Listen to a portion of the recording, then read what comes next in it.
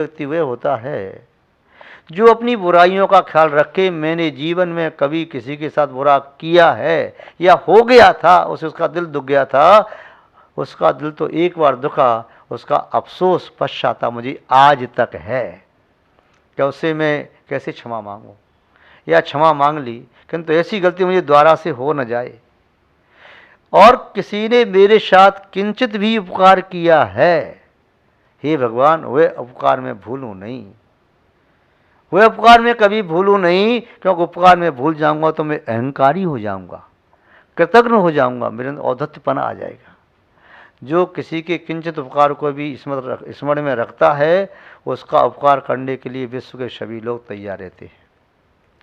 जो किसी के बड़े से उपकार को भी भूल जाता है, कोई व्यक्ति भूल करके भी उसका उपकार करना नहीं चाहता है। विवेकी व्यक्ति वह है जो उपकार पर उपकार करता जाए, उपकार पर उपकार करता जाए, अपने स्वभाव को न छोड़े।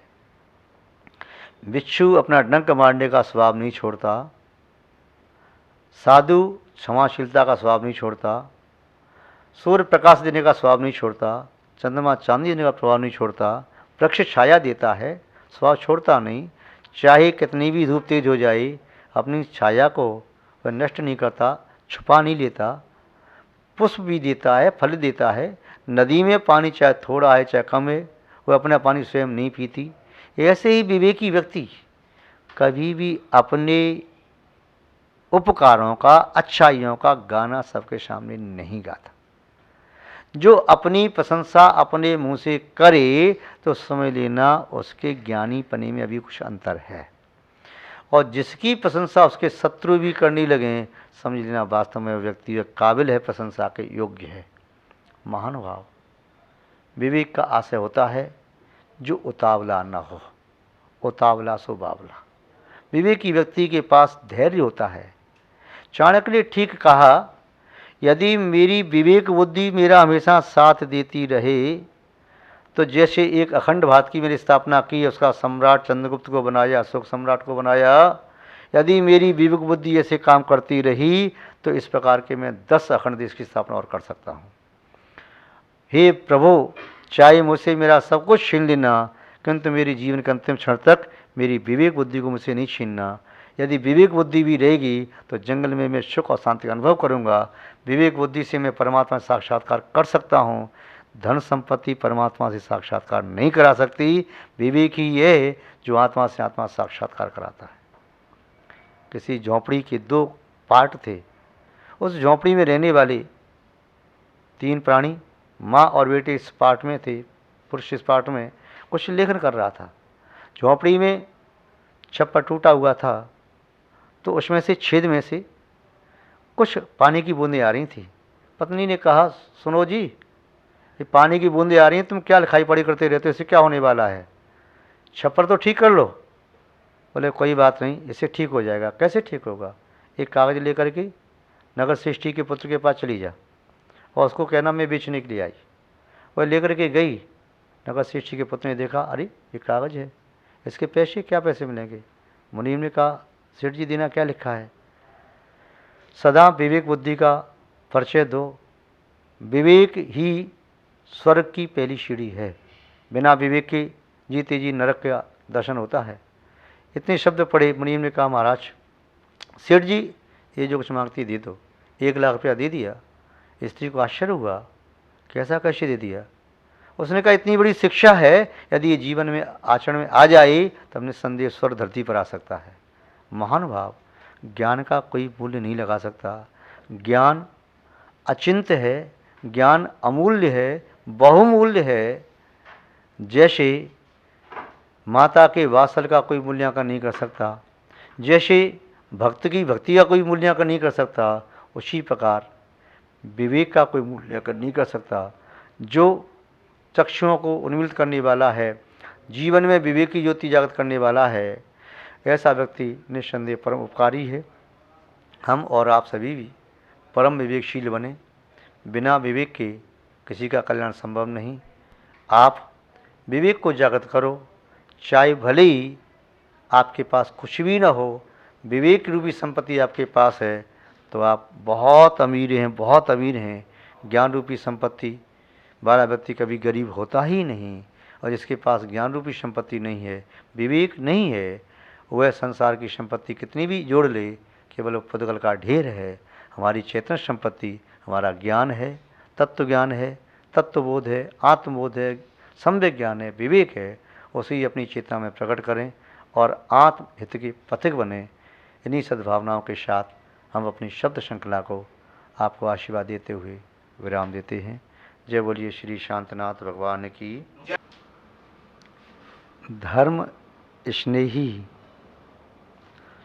सत श्रद्धालु यहाँ पर उपस्थित आप सभी भव्य वर पुंडरीक पुण्यात्मा महानुभाव, संसार में जितने भी जीव हैं, प्रत्येक जीव में चैतन्य शक्ति विद्यमान है। जैसे पुद्गल में स्पर्श रसगंध वर्ण होता है, धर्म द्रव्य में गति हेतत्व, अधर्म द्रव्य में स्थिति हेतत्व, आकाश द्रव्य में अवगाहन हेतत्व, काल द्रव्य में वर्तना हेतत्व, उसी प्रकार जीव द्रव्य में चैतन्य शक्ति है, ज्ञान चेतना, दर्शन चेतना। किसी भी द्रव्य में जो कोई भी गुण हैं, वे गुण द्रव्य रूप में रहते हैं, अनादि अनंत कहलाते हैं। पर्याय आती है, चली जाती है, उनका उत्पाद होता है, व्यय होता है। जीव द्रव्य में जैसे चैतन्य शक्ति है, उसी प्रकार श्रद्धा गुण पाया जाता है। ऐसा कोई भी जीव नहीं जिसमें श्रद्धा गुण न हो। मोहनीय कर्म का जब पूर्ण क्षय हो जाता है, तो वह श्रद्धा पूर्ण श्रद्धा, सम्यक श्रद्धा हो जाती है।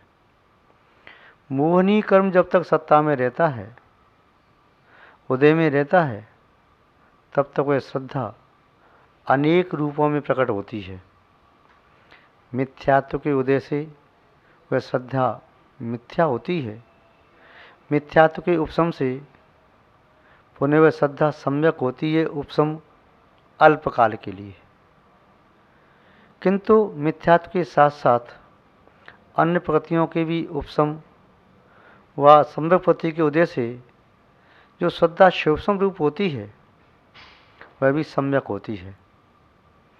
और सातों प्रकृतियों के क्षय से जब श्रद्धा होती है, वह भी क्षयिक सम्यक रूप होती है।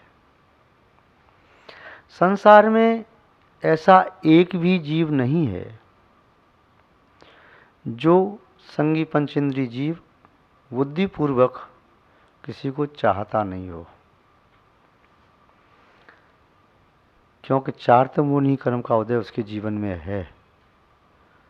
चार्तमूनि कर्म के उदय से वह इच्छा करता है, और दर्शन मूनि कर्म के उदय से वह उसके प्रति रुचि करता है, श्रद्धा रखता है। मिथ्यादृष्टि जीव अपने शरीर में रुचि रखते हैं या धन में रुचि रखते हैं। कोई अपनी स्त्री में आसक्त है, कोई पुत्रों में आसक्त है, कोई अपने मकान में आसक्त है, कोई अपनी दुकान में आसक्त है, कोई अपने गोदाम में, कोई अपनी फैक्ट्री में, कोई अपने रखे हुए माल में।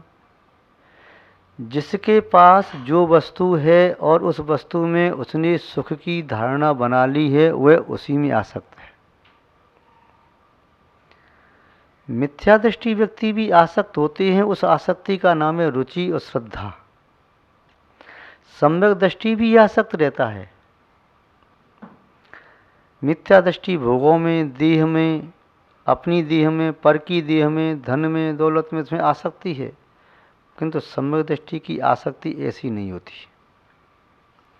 उसकी आसक्ति होती है धर्म भावना में, उसकी आसक्ति होती है वैराग्य में, उसकी आसक्ति होती है देव शास्त्र गुरु के प्रति, उसकी आसक्ति होती है सम्यक दर्शन ज्ञान और चारित्र में, उसकी रुचि और श्रद्धा होती है अपने स्वभाव में। एक साधक अपनी आत्मा के स्वभाव के प्रति बहुत ही श्रद्धावान है कि मुझे स्वभाव को प्राप्त करना है। एक उपासक अपने प्रभु परमात्मा के प्रति बहुत श्रद्धावान है, मुझे प्रभु की भक्ति करना है। एक भक्त गुरु की सेवा के प्रति बहुत आसक्त है। जैसे जल के बिना मछली को चैन नहीं पड़ता, वैसे ही किसी के प्रति रुचि रखे बिना न सम्यक दृष्टि को और न मिथ्या दृष्टि को चैन नहीं पड़ता। संसार के जितने भी प्राणी हैं, हम सरल शब्दों में बताएं तो सभी ये प्राणी पंचेंद्रिय जीव किसी न किसी को चाहते जरूर हैं। कोई अच्छे व्यक्ति को चाहता है, कोई बुरी व्यक्ति को चाहता है, कोई अच्छाई को चाहता है, कोई बुराई को चाहता है, कोई पुण्य को चाहता है, कोई पाप को चाहता है, कोई पुण्य के फल को चाहता है तो कोई पाप के फल में आसक्त है। किसी को सद्गुण अच्छे लगते हैं तो किसी को दुर्गुण, कोई व्यसनों में आसक्त है तो कोई सुसंगति में और साधना में। महानुभाव, आप भी चाहते हैं, आप अपने अंदर खोज करके देखें कि आप किसे चाहते हैं। ये भी हो सकता है कि आपकी चाहत एक के साथ न हो, उस चाहत में अनेक व्यक्ति आपने इंक्लूड कर लिए हों, किंतु वे मिथ्या दृष्टि के वे सब पदार्थ पररूप ही होंगे। सम्यक दृष्टि के स्वभाव के अनुकूल स्वभाव या स्वभाव में कारणभूत पदार्थ होंगे। कोई कहे मैं एक को तो नहीं चाहता, किंतु अनेक को चाहता हूँ, पत्नी को भी चाहता हूँ, बच्चों को भी चाहता हूँ, मकान दुकान भी चाहता हूँ, अपनी प्रतिष्ठा भी चाहता हूँ, मित्रों को भी चाहता हूँ, सबको चाहता हूँ। जब चाहत अनेकों के प्रति होती है तो चाहत उतनी दृढ़ नहीं होती। जब एक के प्रति होती है तो पूरा संसार उसे व्यर्थ दिखाई देता है, वह एक ही सब कुछ दिखाई देता है। और जो जिसकी शरण में रहता है उसे विश्वास है वही मेरा जीवन है, उसमें ही मेरे प्राण हैं, उसके बिना मैं जी नहीं सकूंगा। कई बार आपने देखा होगा, सुना होगा, जिस व्यक्ति की चाहत अपने पुत्र में है, अचानक समाचार मिली कि पुत्र का एक्सीडेंट हो गया, ऑन द स्पॉट में मृत्यु को प्राप्त हो गया। पिता समाचार को सुनकर के ही मृत्यु को प्राप्त हो गए। सुना किसी ने कि आपकी दुकान में आग लग गई, तुमने ब्याज का पैसा लिया था, करोड़ों लगाया था, सब सुहा हो गया। यह सुनते ही उसे अटैक पड़ गया। कभी ऐसा सुना सरकार की ओर से जो टीम आई है, उन्होंने तुम्हारे अनधिकृत गोदाम को, फैक्ट्री को तोड़ दिया, मकान को तोड़ दिया, बुलडोजर चल रहा है, मकान की दीवार पर बुलडोजर की चोट पड़ी, उसके पहले हृदय पर चोट पड़ती है, व्यक्ति मृत्यु को प्राप्त हो जाता है। श्री रामचरित्र या पद्म पुराण या रामायण आदि का आपने कभी पाठन वाचन किया हो तो उसमें आपने देखा, राम और लक्ष्मण के प्रेम की परीक्षा के लिए जब देव आए थे, तब राम ने पूछा कि शोरगुल कैसा हो रहा है, तो उन्होंने कहा कि शोरगुल संभव है कि नगर में कोई कोलाहल मचा हो। पता लगाया कि नहीं ऐसा कुछ नहीं है। लक्ष्मण ने पूछा ये शोरगुल कैसा है? तो किसी ने कह दिया संभव है तुम्हारे भाई की मृत्यु हो गई, अस्वस्थ हैं। राम की मृत्यु का समाचार सुनते ही लक्ष्मण ने भी अपने पार्थिव शरीर का परित्याग कर दिया। पुनः राम को जब ये ज्ञात हुआ तब राम इस बात को स्वीकार नहीं कर रहे हैं कि लक्ष्मण की मृत्यु हुई है। 6 महीने तक उनके पार्थिव शरीर को अपने साथ रखते हैं, क्योंकि उनकी उसके प्रति बड़ी आसक्ति है, उसमें लीनता है, उसे अपना मान लिया है। 6 महीने बाद देवों के द्वारा प्रबोध को प्राप्त हुए तब वह छोड़ने को तैयार हुए। जो व्यक्ति इसमें आसक्त है उसके बिना वह रह नहीं सकता, ऐसा समझ उसके प्राण उसमें बचते हैं। कई बार ऐसी घटना सुनने में आई हैं कि व्यक्ति अपने इष्ट के बिना ज़्यादा समय तक जी नहीं सका, तत्काल में या अल्पकाल में मृत्यु को प्राप्त हो गया। जिसे कहते हैं आपकी भाषा में उसे सदमा लग गया, या तत्काल में मृत्यु हो गई तो अटैक पड़ गया, या उसके मन में ऐसा कोई रोग बैठ गया चिंता का कि वह धीमे धीमे सूख गया और मृत्यु की गोद में सो गया। महानुभाव, आप भी चाहते हैं, चाहो, हम आपसे मना नहीं करते, किंतु एक छोटी सी बात कहना चाहते हैं। उसे चाहो जिसे चाहने के उपरांत पुनः जीवन में दूसरे को न चाहना पड़े। उसे चाहो। आज तो तुम ऐसा करते हो, आज इसको चाहते हो, कल उसको चाहते हो, परसों उसे चाहते हो, किसी और को चाहते हो। कभी धन की इच्छा थी तो कभी भवन की इच्छा हो गई, कभी वाहन की इच्छा हो गई, कभी नौकर चाकर की इच्छा हो गई, कभी उत्तम भोगों की इच्छा हुई, कभी शरीर सुंदर की इच्छा हुई, कभी यश कीर्ति प्रतिष्ठा की इच्छा हुई।